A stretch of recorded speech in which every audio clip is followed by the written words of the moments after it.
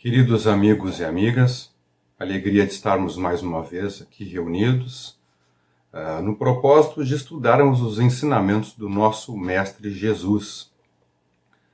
A proposta de hoje, o tema, se encontra no capítulo 25 do Evangelho segundo o Espiritismo.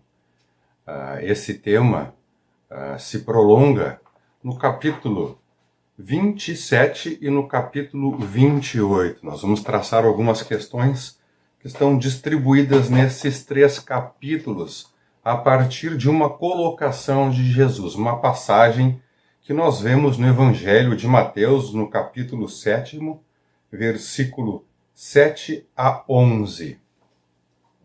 Jesus coloca ali: Pedi e se vos dará, buscai e achareis. Batei a porta, e se vos abrirá. Portanto, quem pede recebe, quem procura acha, e aquele que bata a porta abrir-se-á.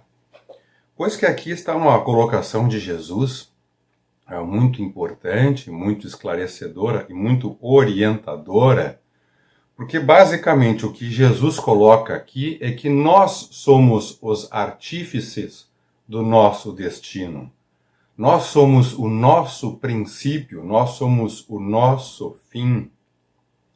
O nosso progresso se dá através do nosso trabalho. Nós somos o resultado de nós mesmos, a partir do que pedimos, buscamos e da porta que nós batemos. Vamos fazer uma reflexão, então, tentando analisar item por item desta colocação de Jesus, porque ele dá aqui uma sequência. Ele diz que primeiro nós devemos pedir, depois nós devemos buscar e depois nós devemos bater a porta. Assim se fazem assim se manifestam os nossos desejos, aquilo que nós procuramos e aquilo que nós encontramos. Então vamos ver primeiramente na questão do pedir. Esse pedir ele é muito bem elucidado, desenvolvido no capítulo 27 do Evangelho, que tem o título ali de Pedi e obtereis. E a gente pensa assim, por que Kardec colocou esse capítulo, Pedi e obtereis, em uma ordem diferente a que Jesus colocou? Porque Jesus disse pedi, depois ele diz buscai, e depois ele fala batei a porta. E esse capítulo pedi e obtereis vem depois do buscai e achareis. Aí entendemos que é por uma questão didática. O pedir está relacionado à oração, à prece. Depois desse capítulo pedi e obtereis, nós temos ali a coletânea de preces espíritas, que são sugestões de preces e que se devem fazer a partir de um raciocínio, de uma reflexão. Então, antes de cada prece, Kardec faz ali umas colocações esclarecendo a que se trata essa prece, como ela deve ser desenvolvida, sem querer fixar nenhum modelo à prece, mas orientando ali, nos orientando, para que nós venhamos a pensar a respeito daquilo que nós pedimos. De maneira que o próprio Paulo de Tarso coloca que as preces devem ser inteligíveis, elas devem passar pelo nosso raciocínio, pela nossa reflexão. Mas, em geral, nós acabamos pedindo algo de maneira muito subjetiva. E aí, por isso, dessa sequência que Jesus coloca, pedi, buscai e batei a porta. Voltando então a esta sequência, nós vemos ali que Jesus disse, pedi e se vos dará. E aí nós veremos depois o que será dado. O pedir em si é a manifestação de um desejo. Nós sabemos que através da prece nós podemos manifestar a adoração a Deus, nós podemos pedir e nós também podemos agradecer. Esses são os caracteres da prece, conforme os espíritos superiores nos colocam, nos explicam. Mas geralmente no pedir, Nós manifestamos ali o nosso desejo, uma intenção, que por muitas vezes ela vem de maneira subjetiva. Por exemplo, eu desejo ser feliz. Quem é que diz que não quer ser feliz? Só aquele que estiver passando por algum transtorno, uma doença psicológica. Porque todos nós queremos ser felizes. E somente no desejo de sermos felizes acabamos nos equivocando e nos comprometendo perante a lei divina. Porque às vezes, desejando sermos felizes, escolhemos caminhos que não nos conduzem à porta estreita. Pois que no final dessa colocação, Jesus disse: batei a porta e ela se vos abrirá. Que porta que está abrindo? É a porta estreita que ele nos indica? Ou é a porta larga, também conhecida como a porta da perdição?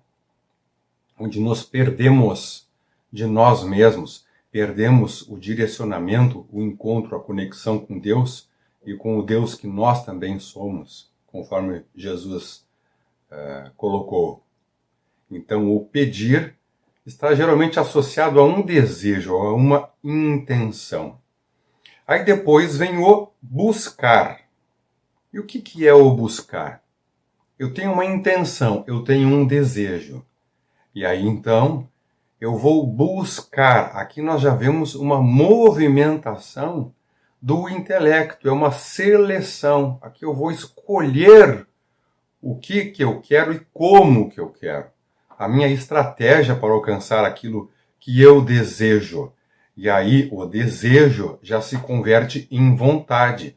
Os espíritos superiores fazem uma distinção entre desejo e vontade. Desejo fica mais na intenção. E a vontade fica mais relacionada à ação. Tanto que eles colocam que muitas vezes nós não conseguimos vencer as nossas imperfeições porque nos falta a vontade de querer. Ou seja, querer às vezes fica só no âmbito, no nível das intenções. Já a vontade de querer se manifesta pelo esforço de vencer a si mesmo, no caso do desejo de vencer as nossas más inclinações. É um esforço, é uma disciplina e é uma racionalização do que devemos fazer, porque ali nós temos uma seleção, já que é buscai, nós estamos na busca, é uma racionalização que deve estar associada ao cumprimento das leis divinas, visto que somente o cumprimento das leis divinas é que nos traz as verdadeiras realizações. Ali estão os verdadeiros bens, ou os bens verdadeiros. E aí depois, na sequência disso, pedindo, manifestando meu desejo, buscando, me esforçando por obter aquilo que eu quero através da minha força de vontade e do meu raciocínio, ou seja, selecionando os meios para isso, chega um momento que eu vou me encontrar de frente com a porta. É relativamente simples, é uma sucessão natural das coisas. Jesus coloca aqui a sucessão de como as coisas ocorrem e de como elas devem ocorrer, para que eu realmente vá ao encontro daquilo que eu mereço. Porque é diferente a providência divina me disponibilizar aquilo que eu mereço daquilo que eu preciso. Nem sempre aquilo que eu tenho, que se coloca no meu caminho como recurso, é algo que eu mereço. Por vezes é simplesmente o que eu preciso. Por exemplo, a riqueza. A gente vê que tem muitas pessoas que a gente observa que elas não fizeram nenhum esforço, não empreenderam a vontade de querer para possuírem riquezas materiais. Não desenvolveram o intelecto, a moralidade, não trabalharam, às vezes herdaram, ou o dinheiro veio até eles, o dinheiro veio como, por exemplo, um sorteio de uma mega-sena, vamos dizer assim, O dinheiro vem até eles, eles não se esforçam. Herdam esse dinheiro sem terem feito por onde. Nessa situação, a providência divina oferece o acesso a esses recursos materiais porque, conforme os espíritos superiores esclarecem, Deus permite que todos experimentem a riqueza material. Isso vem como uma prova moral. Tanto que Jesus disse que é mais fácil que um camelo passe pelo buraco de uma agulha do que um rico entrar no reino dos céus. A riqueza material, para nós que ainda vivemos de maneira muito animalizada, muito apegados à matéria, é uma enorme prova. E ela vem para nós porque nós precisamos da riqueza, experimentar a riqueza como uma prova, desenvolvendo o raciocínio, a moralidade, no emprego dessa riqueza. Mas, na maioria dos casos, aqueles que dispõem de maiores recursos materiais, assim os têm por mérito, por merecimento. Os espíritos superiores também esclarecem que a riqueza está na mão de alguns porque eles estudaram, se qualificaram, trabalharam, souberam guardar o dinheiro, os recursos materiais, souberam aplicar esses recursos. Então aí é merecimento. Então chega um certo momento que a providência divina irá me colocar frente à porta. E a porta que pode ser a porta estreita ou a porta larga. Em ambos casos, elas servem para o meu aprimoramento e nos vêm por conta de escolhas que nós fazemos. Às vezes a pessoa quer, por exemplo, a riqueza material, que não há demérito nisso. Mas ela quer isso por quê? Porque no fundo, no pedir, no desejo inicial que movimentou isso tudo, estava lá a vaidade, o orgulho, o desejo de poder, de subjugar os outros. E aí a pessoa vai para o buscar, já equivocado na intenção, no desejo. Espíritos inferiores acabam auxiliando a pessoa a adquirir essa riqueza material. E Deus assim permite, porque é a nossa escolha. Na hora de buscar, de fazer a seleção dos meios para isso, às vezes o indivíduo escolhe meios que são errados, equivocados, que vão contra as leis divinas, as leis morais. E aí se abre lá uma porta enorme, uma porta de perdição para equívocos, para o comprometimento do indivíduo perante a lei divina. E isso nos é permitido porque Deus oferece a todos nós o livre-arbítrio. Deus poderia nos criar de maneira que todos nós, desde a criação, o amássemos. No entanto, não. Deus respeita tanto a sua lei do livre-arbítrio que ele permite que todos nós venhamos a negá-lo, a odiá-lo, a nos dizermos ateus, a irmos contra os seus ensinamentos, muito comum hoje, a perseguição ao cristianismo. Quem persegue o cristianismo persegue a Deus, porque Jesus veio representar Deus entre nós. Mas aí então, para que não haja esse equívoco, porque chega um momento que a porta nós vamos nos dar nós vamos estar ali ao encontro da porta. É um caminho que nós estamos trilhando. Chega um momento que a porta vai estar ali. E Jesus disse, aquele que bata a porta, abrir-se-á. Ou seja, o caminho já foi trilhado. Batendo a porta, ela vai se abrir. Mas o que eu vou encontrar do outro lado da porta? Que tipo de realidade vai se apresentar para mim? Se eu seguir os ensinamentos de Jesus, eu adentrarei num outro momento da minha própria existência. Serão conquistas.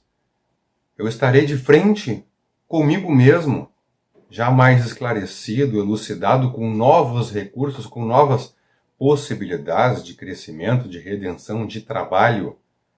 Por isso que Jesus coloca nesta passagem o seguinte, que eu vou complementar. o que Jesus já havia dito com relação a pedir, buscar e bater. Ele coloca ali: qual o homem dentre vós que dá uma pedra ao filho que lhe pede pão? Ou se pedir um peixe, dar-lhe-á uma serpente? Ora, se sendo maus como sois, sabeis dar boas coisas aos vossos filhos, não é lógico que com mais forte razão vosso Pai, ou seja, Deus, que está nos céus, dê os bens verdadeiros aos que lhe os pedirem? Aí está a diferença. Jesus, se referindo, comparando o homem a Deus, ele diz que se nós que somos ruins, que somos imperfeitos, ruins ainda por não compreendermos o bem, por não praticarmos o bem. Se nós, na nossa condição, já damos o que há de melhor para nossos filhos, como é que Deus não vai nos dar?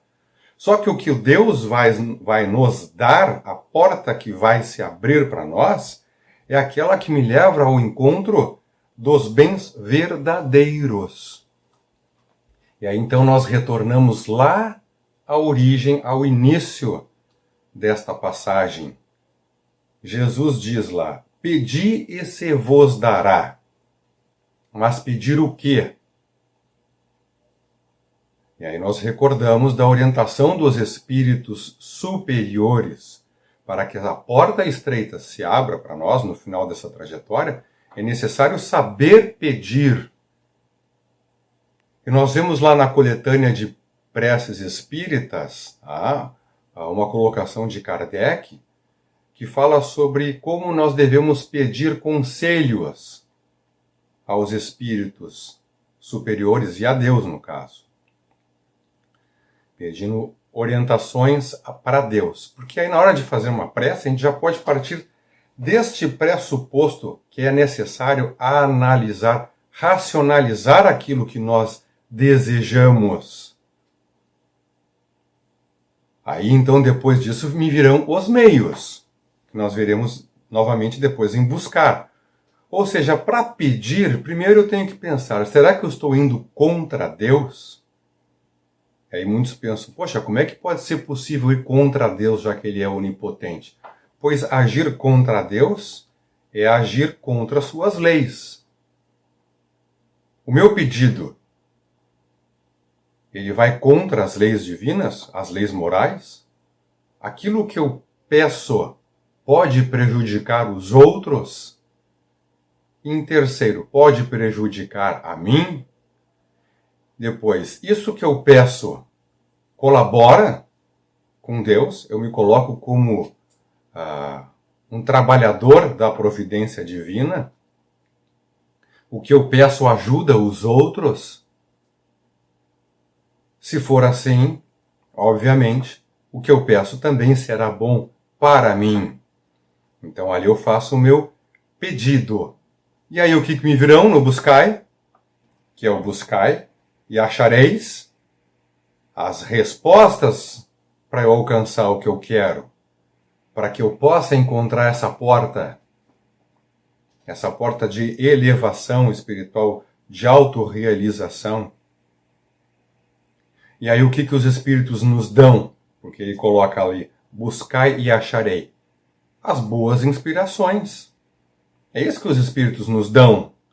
Eles também podem colocar ao nosso alcance os recursos necessários, os recursos materiais, para que nós consigamos realizar aquilo que nós desejamos, para que sejamos nós artífices de nós mesmos, da nossa realização, da nossa felicidade, porque só somos infelizes quando nos afastamos das leis divinas, das leis morais. E para estudar isso um pouco mais, fica sugerido a parte terceira de O Livro dos Espíritos, que trata ali das leis morais.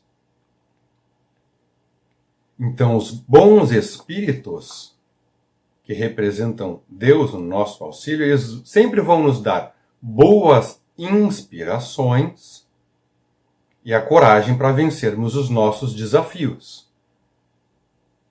Porque quando nós pedimos auxílio a Deus, o que Deus nos dá é trabalho. Muitas pessoas não querem trabalhar e acham que Deus estará ajudando, nos livrando das dificuldades. E tudo é para o nosso bem. Aquilo que nós vemos e analisamos, interpretamos como mal, não é o mal. Porque tudo que nos ocorre é permitido por Deus. E Deus só vai permitir para nós aquilo que é bom.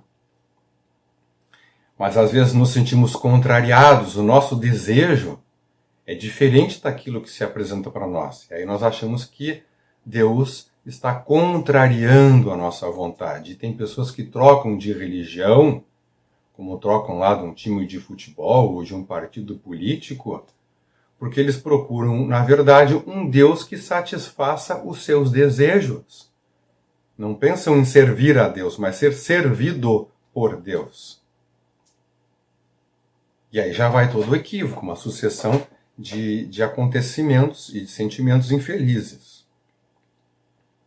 Então, quando eu estou ali, eu pedi, demonstrando a minha intenção, o meu desejo já racionalizado. Vai chegar ali no buscai, tá? E achareis. Me virão as inspirações e o fortalecimento da coragem. Me virão também obstáculos à obtenção do sucesso que eu desejo. E aí eu tenho que vencer a quem? A mim mesmo. Ninguém reencarna para ser melhor do que os outros, para superar os outros, para competir com os outros. Nós reencarnamos para sermos melhores do que nós mesmos. Tanto que espíritos superiores não competem. Nós competimos entre nós. Os nossos esportes, por exemplo, são de competição. Um tentando ser melhor que o outro. E ali nós desenvolvemos valores, né? A questão de respeitar a vitória do outro, de reconhecer que nós precisamos nos preparar melhor para uma vitória, aprender a perder e a recomeçar. Mas espíritos superiores não competem. Eles trabalham em concordância com a lei de colaboração. Não há disputa, há colaboração. Cada um deseja auxiliar a Deus, sendo integrante da providência divina. E aí então, persistindo no bem, chegará o momento que a porta estará à nossa frente. Talvez não nesta reencarnação. Muitas coisas se iniciam numa reencarnação, prosseguem em outra e encontram a porta para ser batida e aberta em 2, 3, 4, 5 reencarnações depois. E quando nós reencarnamos, o que nós geralmente fazemos é dar sequência a algo que nós já estávamos fazendo de bom em outra reencarnação. Na oportunidade agora de não dar prosseguimento aos nossos erros, aos equívocos que cometemos em vidas passadas. Então Jesus coloca, né, que ajuda-te a ti mesmo, que o céu te ajudará. Ou seja, eu tenho que fazer por mim, para o meu bem, não terceirizar para os outros os cuidados que eu devo dispensar para mim mesmo. Por isso que julgar os outros é uma perda de tempo e é uma transgressão à lei divina. Na hora que eu direciono o meu olhar para o outro, julgando os outros, primeiro eu estou tendo uma atitude de arrogância, de orgulho, porque estou querendo tomar o lugar de Deus. É Deus quem faz isso, não sou eu. Analisar os equívocos dos outros é interessante para a minha educação, para ver ali como que a lei de causa e efeito se opera quando nós erramos. E o nosso papel é colaborar para o progresso dos outros. Mas se eu direciono meu olhar constantemente, eu deixo de olhar para mim. E isso em si já é perder.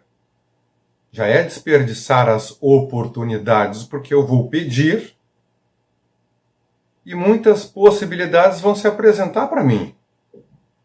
A providência divina vai me colocar ali situações, possibilidades, para que eu alcance aquilo que eu desejo e que corresponde aos bens verdadeiros que Jesus colocou. Mas aí, tirando a atenção de mim mesmo, eu me distancio da minha vitória. Deixo passar isso para depois. E aí vai a questão, então, pedir como desejo e intenção. Buscar como selecionar aquilo que eu devo fazer.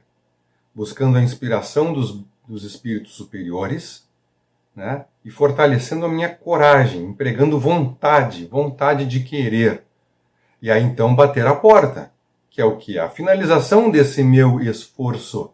Que geralmente quando eu bater a porta, ao invés de eu abrir a porta e ver do outro lado um descanso, eu vou encontrar mais trabalho. Quanto mais nos qualificamos, quanto mais evoluímos, mais trabalho nos é oportunizado. Tanto que é colocado assim, né, que quando o trabalhador está pronto, o trabalho se apresenta. Às vezes queremos coisas que não estão ainda ao nosso alcance, mas aí pedimos, buscamos, nos qualificamos, e aí então estamos em condição de realizarmos o trabalho. E aí que está a oportunidade do dia a dia. Às vezes nós queremos grandes realizações, né, que estão fora da nossa capacidade ainda, ao invés de nos dedicarmos a vencermos as pequenas dificuldades do dia a dia. Até uma maneira de sabotarmos a nossa própria felicidade. Colocamos uma meta muito difícil de ser alcançada, e aí nós não encontramos o sucesso que nós gostaríamos. E aí lamentamos. Muitas pessoas dizem assim, viu o que dá, queria ser bonzinho. Olha como é que eu sou retribuído com isso.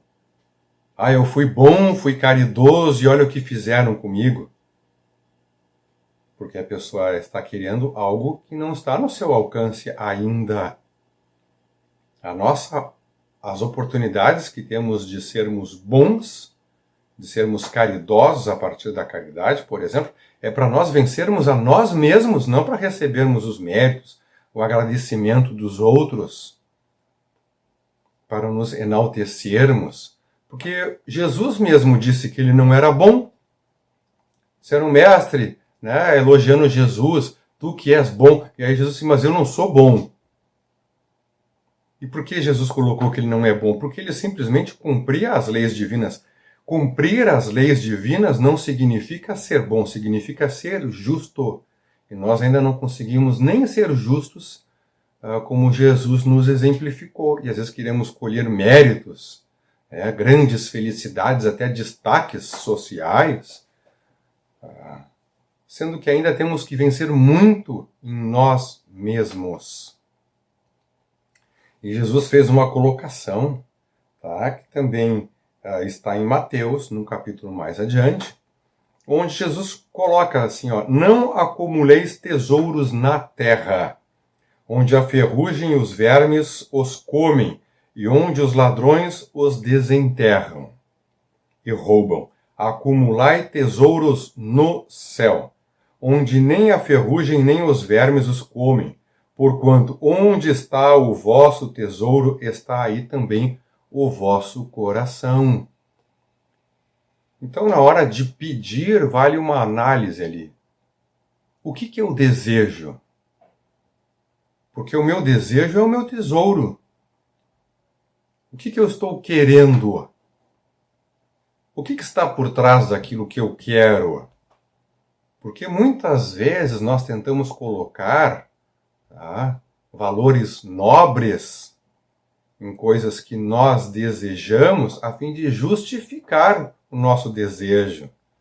Quantas pessoas dizem assim, eu quero ficar rico, porque daí eu vou doar dinheiro, vou construir uma casa espírita, vou construir uma creche, vou ajudar os parentes, Quem disse que é para fazer isso? Que a pessoa não vai estar prejudicando, inclusive, o progresso natural, né, conforme os desígnios de Deus, o projeto divino. Eu estou tentando me colocar como alguém bom para justificar o meu materialismo, a minha vaidade. Eu quero ficar rico para ficar aparentemente melhor do que os outros, para ganhar destaque, para adquirir bens materiais que vão me distanciando de mim mesmo, vão me levando ao equívoco. E Jesus coloca aqui, não é para acumular na terra. Aquilo que nós precisamos já estará à nossa disposição se estivermos no caminho reto, caminho certo. A nossa reencarnação foi planejada na erraticidade, em uma cidade colônia, em acordo com diversos espíritos que iriam reencarnar conosco, de acordo com o que planejamos junto de espíritos superiores que nos auxiliam. Então os recursos necessários, eles surgirão. Como Jesus disse, a porta vai se abrir. Tu busca e tu vai achar os meios para isso. E a porta vai se abrir. Mas fica de novo a reflexão. O que é, qual é o meu tesouro? Porque Jesus coloca, onde está o vosso tesouro, está também o vosso coração. E o coração está associado, né, às nossas emoções, aos nossos sentimentos, aos nossos desejos. É ali que está, é no nosso coração que está tudo isso. E às vezes as pessoas choram, se lamentam, se consideram injustiçadas, porque no coração delas está um tesouro que não faz parte dos verdadeiros bens, dos bens verdadeiros que Jesus disse. E aí então vem uma sucessão de equívocos, e muitas vezes o desperdício de uma reencarnação. A pessoa vai buscar o encontro com algo que não é bom para ela, e ao invés de se melhorar, de evoluir, se compromete mais. Nós temos uma outra passagem de Jesus que fala também sobre isso de uma outra maneira, quando Jesus disse assim, não vos afadigueis por possuir ouro, ou prata, ou qualquer outra moeda em vossos bolsos. Não prepareis saco para a viagem, nem 2 fatos, nem calçados, nem cajados, porquanto aquele que trabalha merece sustentado. Então não vos afadigueis. O mundo é transitório, nós não pertencemos ao mundo material. Nosso verdadeiro lar, ele é espiritual. A nossa natureza é espiritual. O nosso estado natural é de desencarnados, não é de reencarnados. Mas nós reencarnamos, como ainda somos espíritos inferiores, transitamos por situações em diversas reencarnações muito difíceis, de fome, de frio, de pobreza, de abandono. E as necessidades materiais são importantíssimas, tanto que os espíritos colocam que, havendo um necessitado, com necessidades materiais e morais, a primeira a ser satisfeita é a necessidade material. Porque não há, por exemplo, como querer falar de Jesus, dos ensinamentos de Jesus, se a pessoa está passando fome, se ela está com dor no corpo, se ela precisa de sono, de repouso, se sofre de frio. Então, primeiro é necessária a satisfação das verdadeiras necessidades materiais, dentro da proporção daquilo que é necessário. Mas nós ainda vivemos muito apegados à matéria, como se fosse possível que nós pudéssemos acumular, garantindo uma felicidade e uma tranquilidade futura. Isso não é verdade. Às vezes a gente acumula e perde tudo, porque em verdade nada nos pertence. Tudo pertence a Deus, inclusive a existência, a vida do corpo físico, que o corpo físico não nos pertence. Então Jesus diz, não vos afadigueis, não gasta tanta energia assim na aquisição de bens materiais. Porque Jesus coloca, aquele que trabalha merece ser sustentado. Se eu estou fazendo a minha parte da maneira correta, se eu estou sabendo pedir conforme nós reflexionamos antes, se eu busco os verdadeiros bens, se me empenho nisso, eu vou receber o pagamento por isso. Eu vou ser sustentado. O meu trabalho vai ter a remuneração material e espiritual que eu necessito, que nós necessitamos.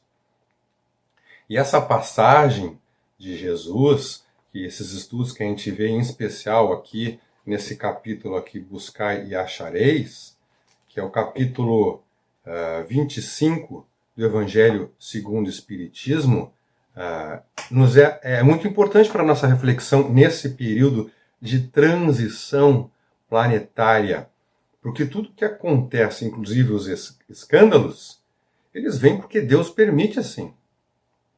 Vem para afirmar a minha vontade, o meu desejo de me tornar alguém melhor, de merecer me encontrar com essa porta estreita, que quando aberta me levará para uma situação de maior felicidade, porque a felicidade primeira que nós podemos encontrar é de termos vencido a nós mesmos, nos desapegando da matéria, sem desleixo, sem preguiça, sem ócio, mas operando pelo bem.